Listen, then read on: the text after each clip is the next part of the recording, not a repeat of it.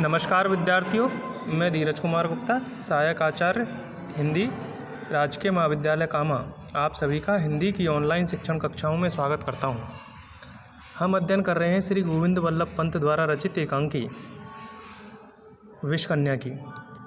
इससे पूर्व हमने देखा कि दोनों सेनापति शंका लिए हुए चंद्रविजय के शयन कक्ष में पहुंचते हैं। उनके पहुंचने के साथ ही अपराजिता शैया के नीचे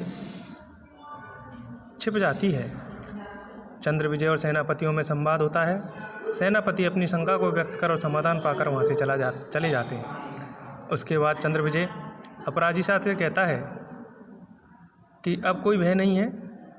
अपराजिता कहती है, क्यों भय नहीं है?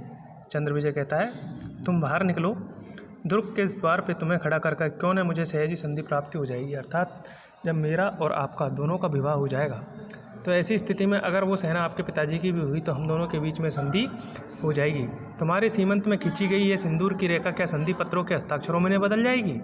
अपराजिता, यह किसकी सेना है? किसी की भी हो, दोनों पक्षों में उपेक्षित इस जग में केवल वही सुख से रहता है अपराजिता।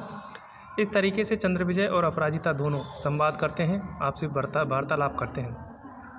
इसी बीच चंद्रविजय अपराजिता के मांग में अपनी खड़ग की धार से सीमंत में चलाते हुए धीरे धीरे रक्त भिक्षा की मनोकामना पूर्ण करता है।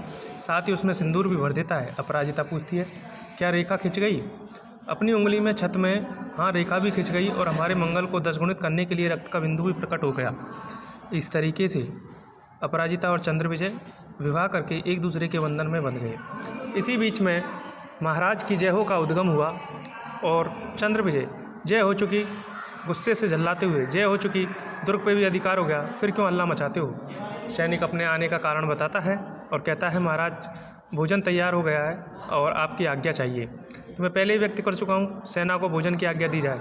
वह स्वयं भी तो तुम्हें मिल चुकी है, जाओ अब सेना के स्वास्थ्य प्रशासन की आज्ञा मांगने को न आना। इस तरीके से वह खाने की आज्ञा देते हुए उन सबको भेज देता है। इधर चंद्रविजय और अपराजिता दोनों फिर संवाद करते हैं। आप कोई उत्तर न दे महाराज, वे लौट जाएंगे, जो भी होंगे चले जाएंगे। चंद्रविजय, तुम सारी रात की जागी हो, तुम्हारा फूल सा चिंता और जागरण की धूरी बता कुमला गया है। एक तरीके से वह अपराजिता को और उसके प्रति अपनी संवेदना व्यक्त करते हुए, उसकी देखभाल की स्थिति को समझते हुए उसे अपने प्रेम में आबद्ध करने की कोशिश करता है।